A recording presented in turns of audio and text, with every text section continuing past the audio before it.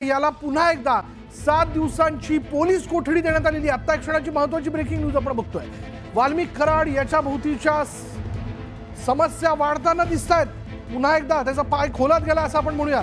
अधिक तपशील आपण जाणून घेणार आहोत. आमचे प्रतिनिधी बालाजी निरफळ या सगळ्या घडामोडींवरती लक्ष ठेवून आहेत. बालाजी, विशाल, ज्या पद्धतीने आज कोर्टात मोठ्या पद्धतीने युक्तिवाद जो झालेला आहे त्याच्यामध्ये 7 दिवसाचा जो आहे तो पोलीस कोठडी जी वाल्मिक कराड यांना देण्यात आलेली आहे, सुनावण्यात आली आहे. ज्या SITच्या अधिकाऱ्यांनी ज्या पद्धतीने युक्तिवाद केला होता की जे CDR असेल किंवा याच्यातले कॉन्टॅक्ट असतील किंवा ज्या पद्धतीने वाल्मिक कराड याचा या सगळ्या गुन्ह्याशी कसा संबंध आहे, त्याला मोका का व कशासाठी लावला याचं प्रामुख्यानं SITच्या अधिकाऱ्यांकडनं सांगण्यात आलं. आणि त्यानंतर जी आहे ती जी युक्तिवाद पूर्ण झाला त्याला विरोधी पक्षाच्या वकिलांनी फिर्यादी पक्षाच्या वकिलांनी त्याला जोरदार विरोध केला. मात्र जो आहे तो 10 दिवसाचं मागितण्यात आली होती, मात्र 7 दिवसाची जी आहे ती पोलीस कस्टडी जी कोर्टाकडून देण्यात आल्याचं आपल्याला समजतं. विशाल, यामध्ये जर आपण पाहिलं वाल्मिक कायदेशीर बालाजी जर आपण विचार केला तर कायदेशीरदृष्ट्या मकोका जो आहे तो वाल्मिक कराडवरती लावण्यात आलेला आहे. 7 दिवसांची पोलीस कोठडी ही नेमकी कोणाच्या बाबतीत असेल? म्हणजे SITने देखील पुढील तपासाकरता त्याची मागणी केलेली. SITच्या ताब्यात वाल्मिक कराड आहे, पण आता CID देखील काही मुद्द्यांना घेऊन तपास करण्याकरता त्याची मागणी करत आहे कस्टडीची. विशाल, SITचे अधिकारीच आज जे आहे ते कोर्टात आपली बाजू मांडत होते. कुठल्या पद्धतीने सगळा त्यांनी तपास केलेला आहे, कोणत्या मुद्द्यावरती सगळा तपास केला. विशाल, याच्यात महत्वपूर्ण एक बघितलं पाहिजे की ज्या पद्धतीनं याच्यात मागणी केली जात होती की CDR, त्याचे कॉन्टॅक्ट तपासा, मोबाईलचं लोकेशन तपास किंवा मोबाईलवर कशा पद्धतीने कॉन्टॅक्ट झाला. ज्या संतोष देशमुख यांची हत्या झाली त्या दिवशी जो कॉन्टॅक्ट तिघामध्ये झाला त्याचा पुरावा जो आहे तो कोर्टात असल्याचं SITनं सांगितलेलं आहे.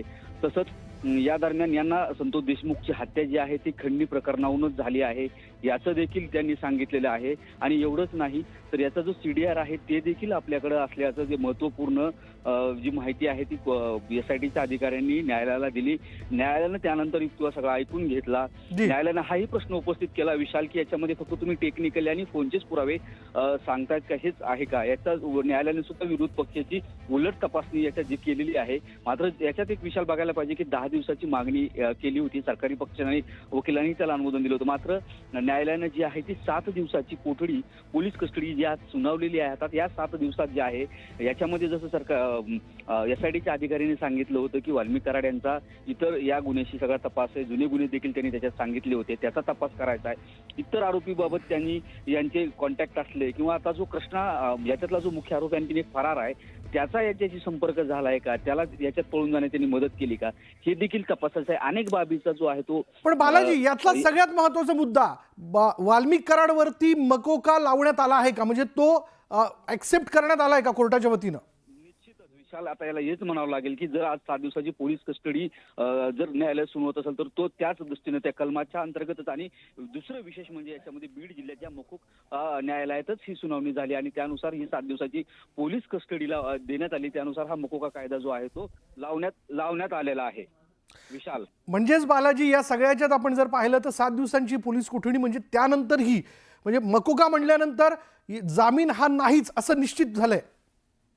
निश्चितच विशाल, आता ह्याच्यामध्ये जामीन ज्या मकोकाचे जे कायदे आहेत त्यानुसार ज्या तरतुदी आहेत त्याच्यामध्ये जामीन नाहीये. मात्र आता 7 दिवसाची पोलीस कोठडी आणि 7 दिवसाच्या पोलीस कोठडीमध्ये जे आहे ते वाल्मिक कराड यांची तपासणी जी आहे ती SITचे अधिकारी वेगवेगळ्या पद्धतीने करतील, वेगवेगळ्या अँगलनं करतील. ज्या पद्धतीचे सगळे मुद्दे SITच्या अधिकाऱ्यांनी कोर्टामध्ये मांडले होते त्यानुसार ज्या. बालाजी, मी तुला थांबवतोय. आपले सहकारी विशाल माने देखील आपल्या बरोबर आहेत.